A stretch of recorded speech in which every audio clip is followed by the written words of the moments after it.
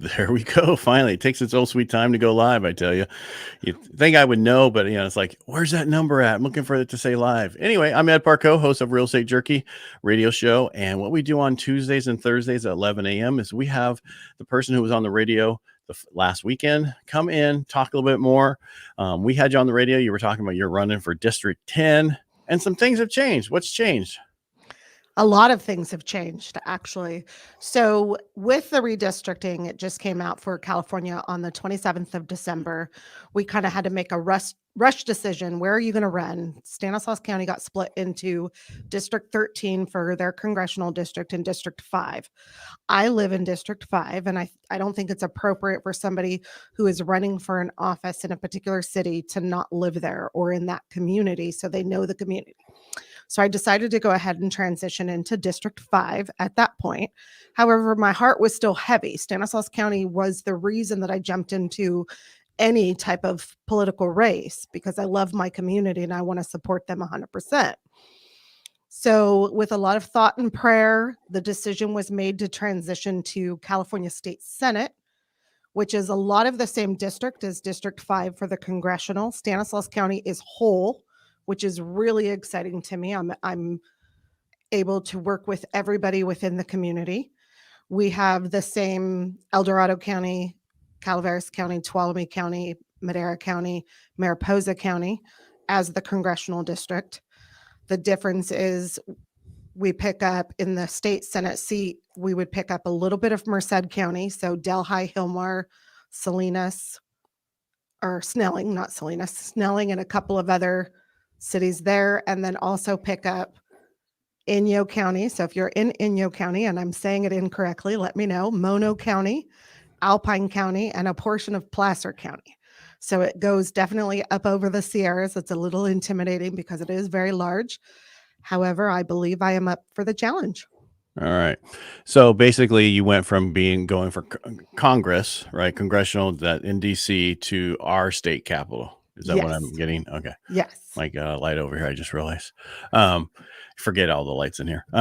So that's huge difference because that's a totally different race, a totally different everything genre that you have to do. Mm-hmm. And so in your district that we're talking about, this is state Senate, right? District 5. Is that what they do? What's an District official name? 4. District State 4. Senate District 4. 4. All right. We'll get that 4. So you're a Republican running in there. Is there anybody else running in there right now? Who has it right now as a Democrat? Is there one? So our district, I can only speak for Stanislaus County because that is the information that I know from my own community. We have Susan Eggman, and I apologize because I don't say his name correctly anytime. It's Andres Borges from Fresno. So okay. Susan Eggman is in Stockton.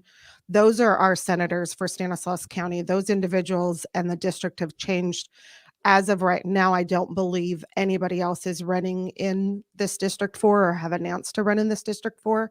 I'm sure there's going to, but they have until March 11th to announce. Okay. So you don't know who you're running against yet is what you're saying? No. Right. Yeah, because the whole thing has changed drastically over the last week. Because I started this 2 weeks ago talking on when I filled in for Mike Douglas.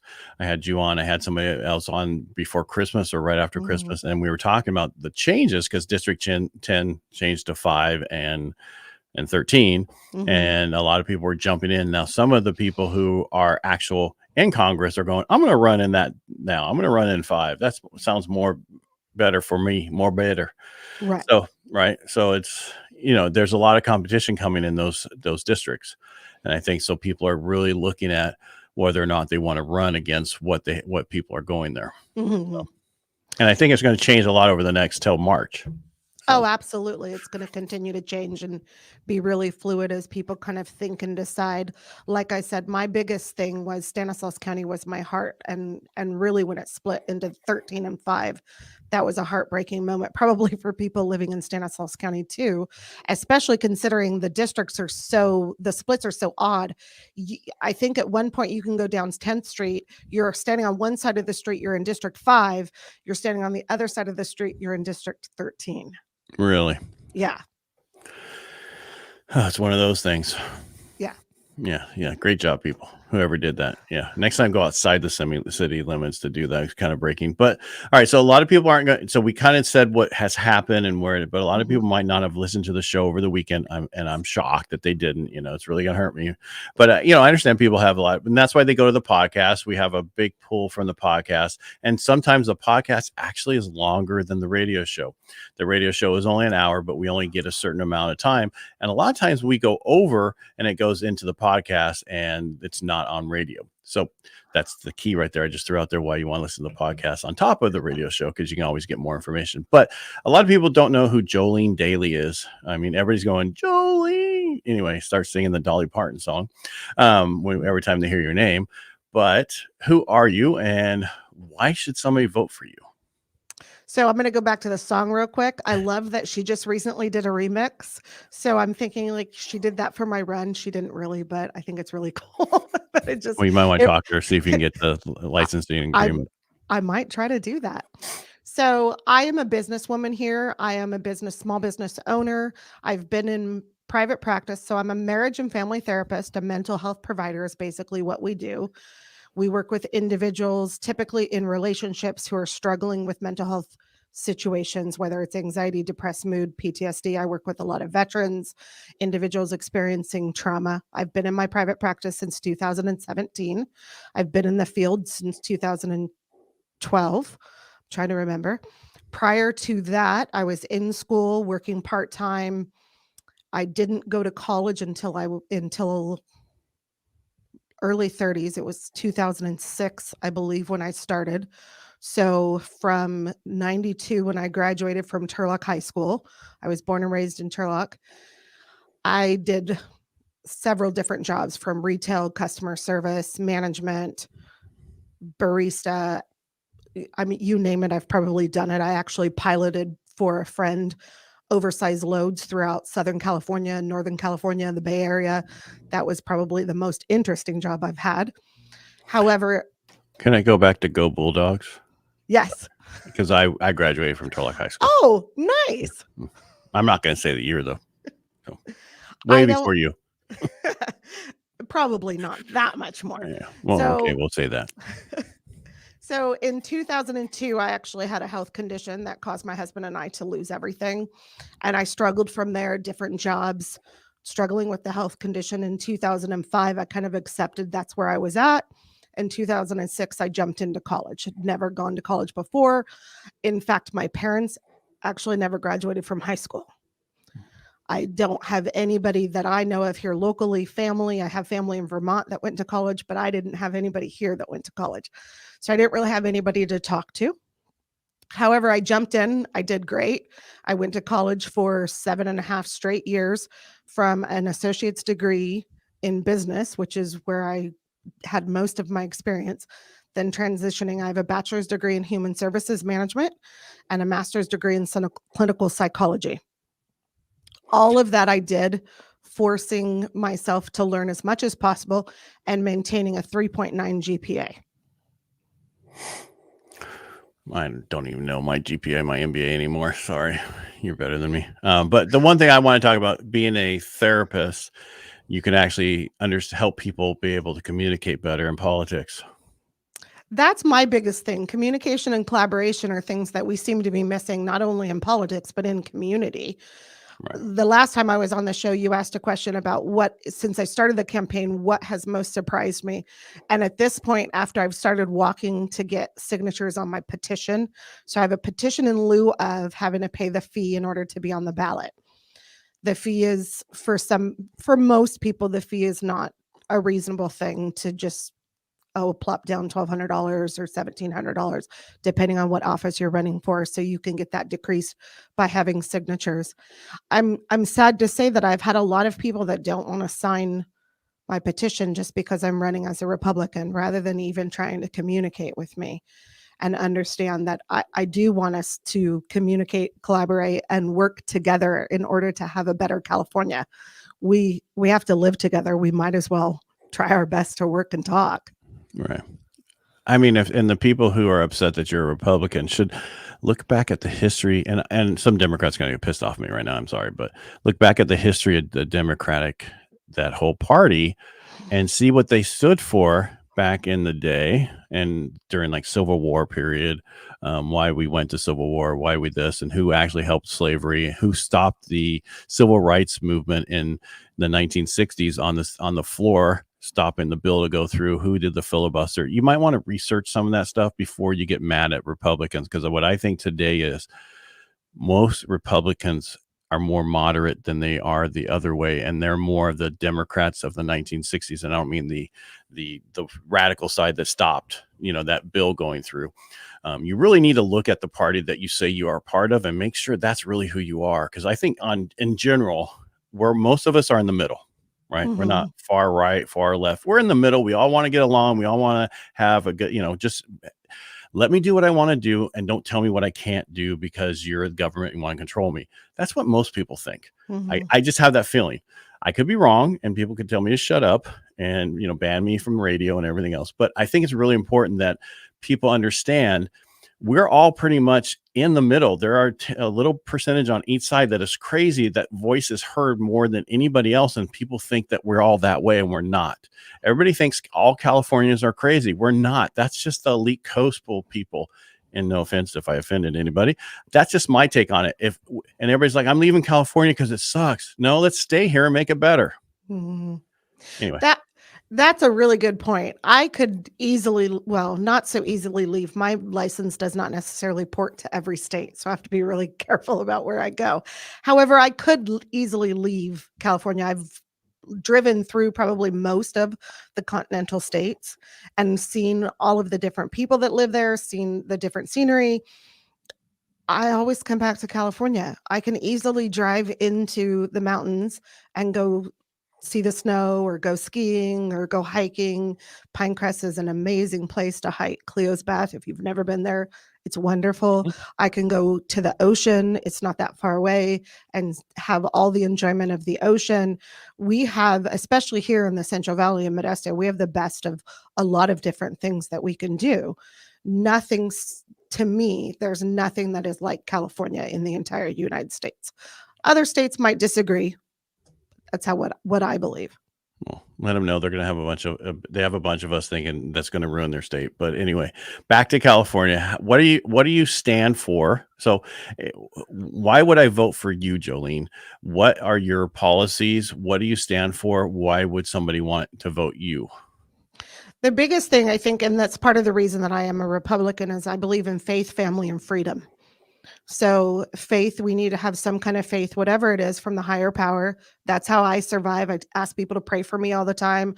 I prayed in order to transition from Congress to state Senate. I sit and pray and read my Bible every morning.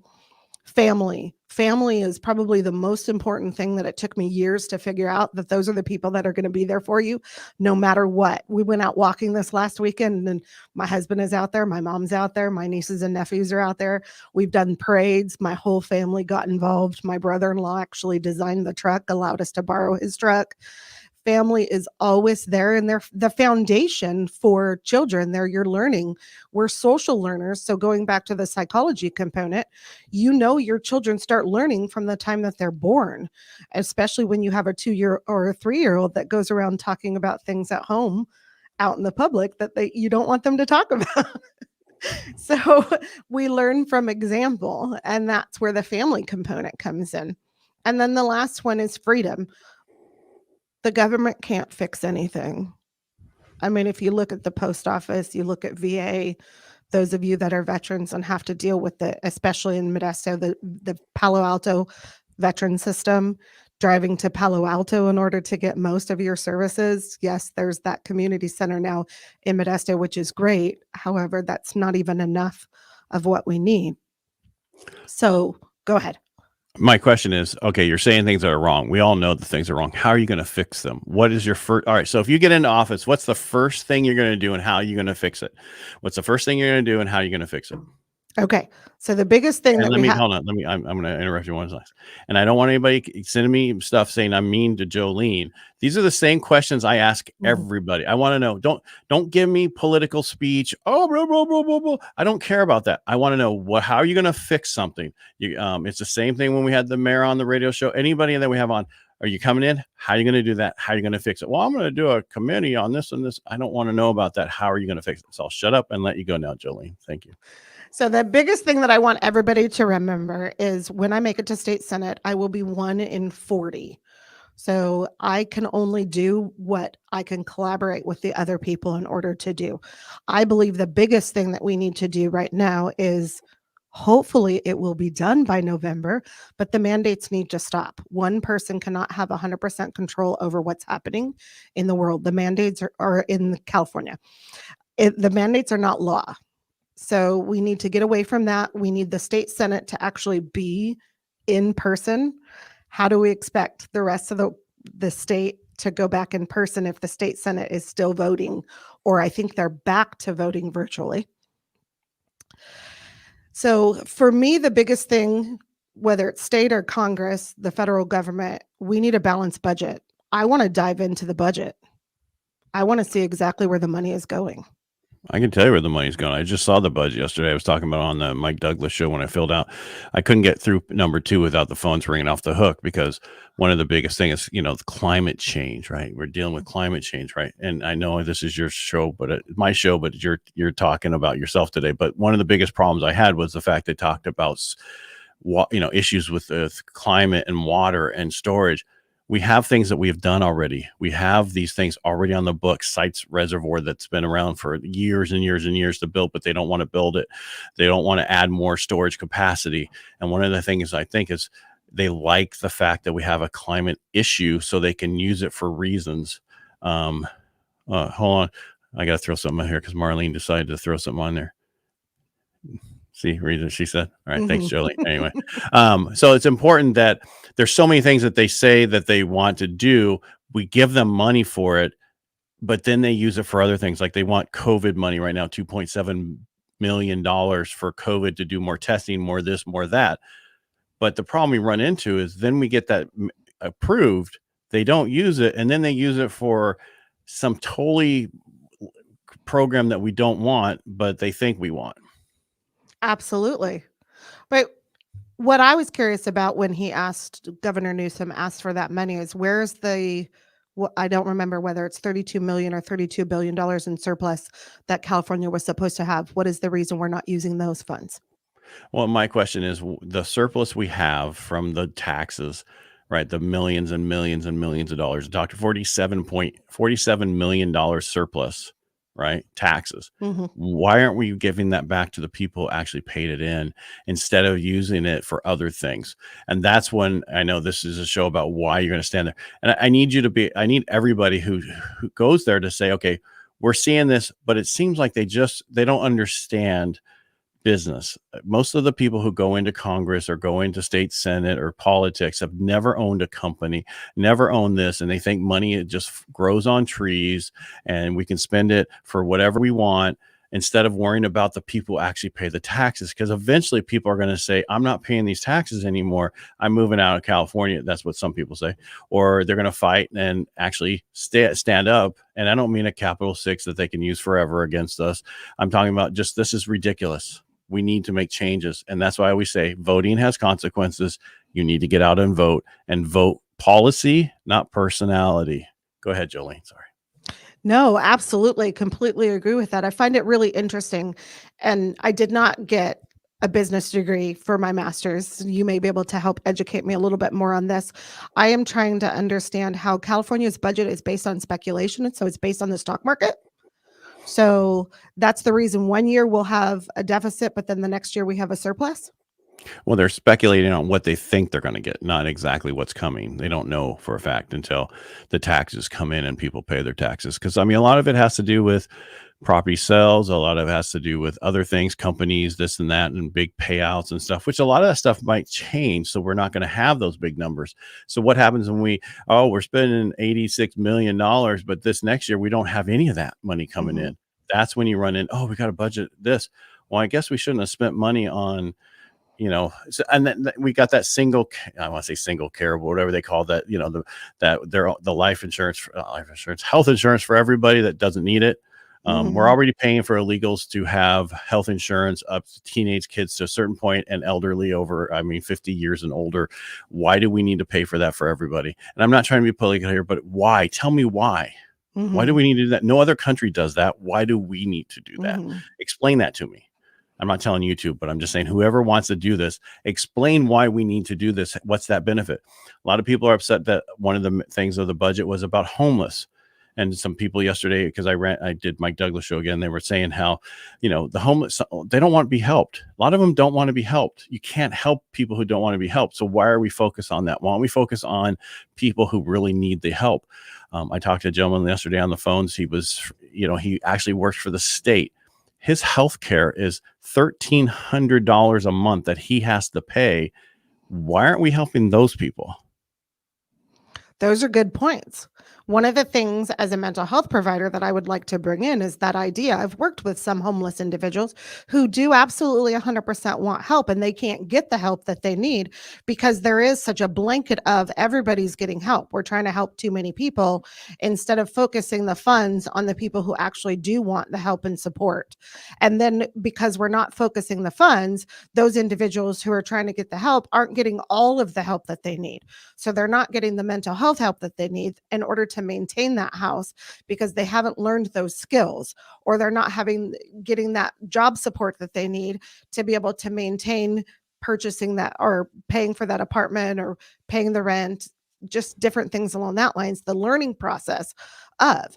So we really need to focus our funds. The homeless, it is what I see, and this is where I might make some people upset.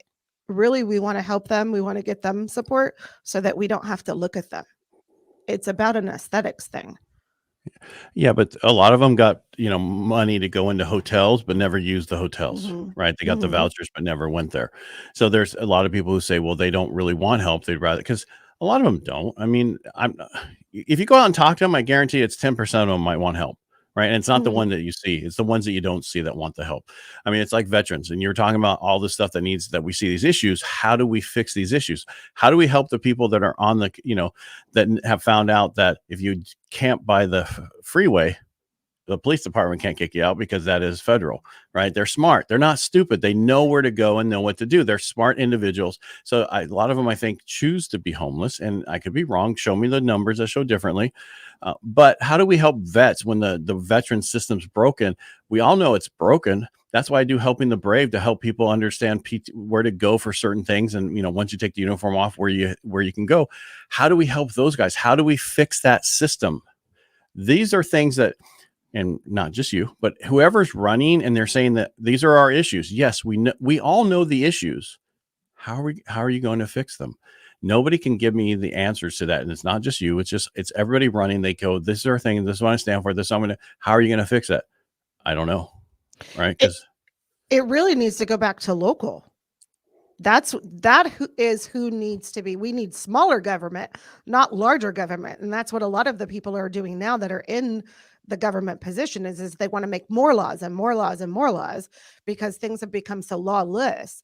It needs to go back to the community. Is they know their Stanislaus County, for example, they know their homeless population. The county officials know who the homeless population are that are chronically homeless and want to stay that way. And then they know the individuals who have lost their jobs or lost their house or something has happened to cause them to become homeless. And those are the people that want to be helped. We don't need to have people in Sacramento who have no idea what it's like to be in Stanislaus County. In fact, in the last several positions for our assembly and our Senate for the last 10 years, the individuals who have governed our community or represented our community didn't even live in our community. but their hometown was. I'm just kidding. Sorry. Maybe their hometown was from. My hometown was Turlock, and I've not lived there in many, many years, right? So the issue is I think it's very important to vote for someone who lives in your community, period. And you need to understand that someone who comes and tells you what you want to hear is not usually the person that you want to vote for. You really need to understand who is running and what they stand for. And I think it's very important for politicians who really want to get in front of all these people out there. You need to have that somewhere. This is who I am. This is what I stand for. This is what I think this will work to fix this issue. If we bring, like you just said, bring it more local, to have the community locally figure out what they need, instead of going, here, the state has all this money and we're going to give it. Well, we're going to give this amount of money to Stanislaus County to use for this. Tell us what you need and how we can fix that problem. Here, put that together for us. The homeless veteran is huge, because most of that is PTSD and issues with mental health that they need help with. Because when you go to war or you go in there and something happens and you come back, especially military, you normally had something wrong with you in the first place. And I don't mean like wrong, but there was something there that caused it. Every vet I've talked to that had some type of drug addiction through the Helping the Brave and other people I dealt with, when they got out, it got worse. But they had something a little bit issue from the beginning that they thought by going in the service would fix that issue. It never fixed that issue because they really never dealt with that issue. And you have to deal with these issues whether or not you want to or not. And I think that's what you need to know. You would know better than me because I don't have a psychology degree or any of that kind of stuff. I just have problems. So I was actually thinking you just proved my point as to the reason that I believe a mental health provider is absolutely what is needed in politics, in our government. We need somebody who understands these underlying things. You can't just fix an individual. You can't put a homeless person in a hotel. It's not going to solve the problem. It might extend the problem, but it's not going to solve the problem. There's too many underlying things that are happening. You can't just tell a veteran, oh, well, go and do this job and all will be good. We have this, you're taken care of. You don't know exactly what's going on with the person. And so we have to address, as a state, we have to address the issues of, say, the gas prices or the tax, the addition to the fact that they want to now add mileage tax. So every individual who now lives in Modesto, because it was so much cheaper to buy a house than in the Bay Area, they want you to start paying 4 cents a mile on top of, I think it's like 57 cents a gallon. It's at least 50 cents right now. Yeah. Yeah. So that's on top of, I only drive 3 miles to my job. So I don't necessarily I could step back for this. I could step back and say, I don't really mind. It's not going to affect me too much. I don't have kids in school. I could step back and say, I don't really mind the mandate for the vaccine with kids. Let's go ahead and do that. I was taught very young by my mother that you got to be really careful about what rights you give away, because maybe it doesn't necessarily affect you, because eventually you're going to start giving your own rights away as well. So this is where we need to step in and say, okay, you need to stop telling me what to do in my everyday life and start fixing the problems that you've created. In 2014, I mean, this is where the voters need to get really angry. We voted in where we wanted them to increase water storage. Why are we not demanding that they're doing it? They haven't done a thing with that. No, they have not. And they want more money to do it, and then they want to send it when I say our water, I just mean community water, down to some other place to fill up their troughs. And it's really sad is when we're here in a drought, we can't use our water, but you go to Southern California and they're watering everything with the water that comes from up here. I think I could be wrong, but I don't know how that works. Well, I've done some education with some gentlemen that have worked at the Farm Water Coalition. They've been great at providing me with that information. And so 2/3 of California's water rainfall happens in Northern California, yet 2/3 of our population in California live in Southern California. So that's a really huge problem. San Diego has done something. They added a desalinization plant, and that's actually providing a lot. However, we have the environmentalists that want to prevent us from doing that, because we could actually have desalinization plants in the Bay and then help the Central Valley farmers not have to worry about the drought or the groundwater that they're not going to be able to start using here in the next couple of years, because we have those desalinization plants. In order, though, to have a desalinization plant, you really need to add more power. We're already struggling with that in California. I mean, that's the reason for me. I know it really seems like a political thing to not say what you're going to do to solve the problems. Unfortunately, I don't know, what can we do to solve the problems? We have these environmentalists who are trying to stop us from doing one thing or another thing. I mean, there's just so many roadblocks. So until I get into office and have conversations with other people, there's not really anything that I can do. Nobody's going to talk to a candidate. Right. I want to go back to water storage. We just need to do what the voters voted for to get done. We need to do that, period, and move forward. And there's storage. We need more storage. We need all this stuff. If we had the problem is like I think Shasta's already releasing water. I mean, these reservoirs are filled to the brim with water, and now they're releasing it already. Well, if we didn't release it down the delta and out to the ocean or down into the ocean, we'd have this water for the summer. We'd have water for a lot longer. And the problem is they just want to stop all that. Well, you need to get out of the way because environmentally, it's I don't know if you ever watched that show. What's that one? With the that's the cowboy show that's been every Yellowstone. One of those days. Sorry, too many lives today. They're talking about, they had a vegan on there. She was protesting about what was going on. And he said to her, at what point is it about a face? Because what you eat when they diss that land, it kills everything in the ground, worms, whatever's in there, you name it. It could be small little creatures, whatever it is, all get dissed up and killed. At what point is it about the face? So no matter what we do, we have environmental issues. The question is, how can we limit that? Well, one of the things is more water storage allows for more stuff to live in certain places. I understand. But if we had more storage, then we could actually have more water go down the reservoir all year so the fish can be there, right? And can keep out the salt from the delta that they want. There's a lot of stuff we can do. We just have to get out of our way. And I think one of the biggest things we have to do is really look at who's in office right now. And we need to let people know we're tired of this. We're tired of what you've done. We're tired of what you did with the money, tired of how you're using it. Why don't you spend the money on fixing our power grid because you want us to all go electrical vehicles, but we couldn't plug them in last summer because we didn't have the electricity to take care of that because of other stuff. So fix the grid. And actually there's other stuff coming up that is going to cause our grid to get worse in California. And that needs to be fixed. There's just so much that's going on. So as I say, as just a host of a radio show and these lives, you need to really try to let people know what you stand for. And people don't just get sucked into this race card that people play.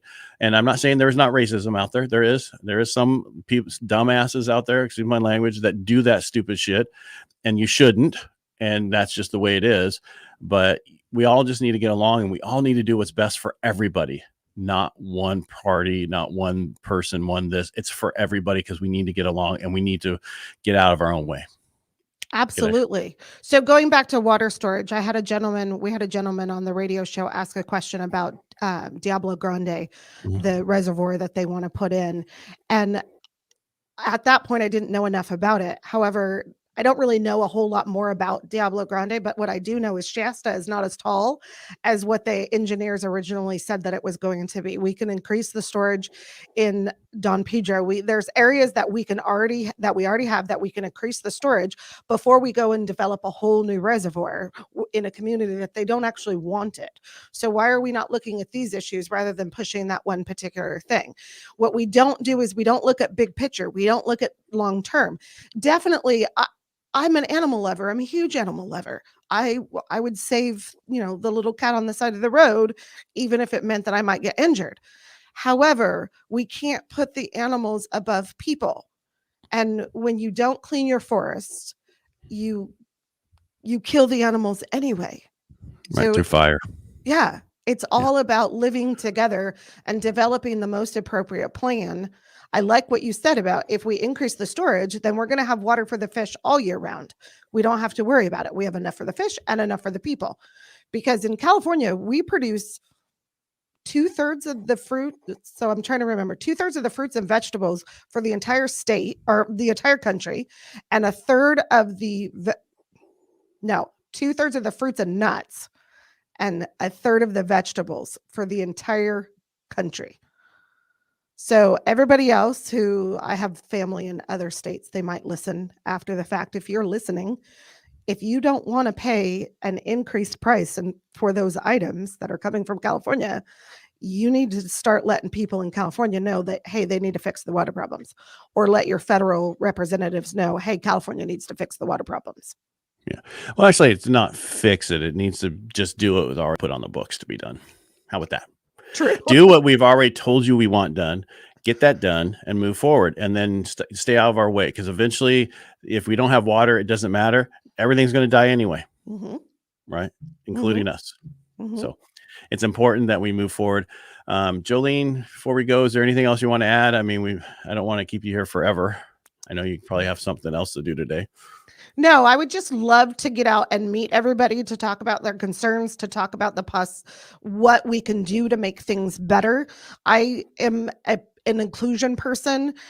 I actually I believe that race is race does not exist, but skin color matters. We need to get past that. We need to understand that we are Americans first and foremost, and we need to stand up for Americans first and foremost. Period.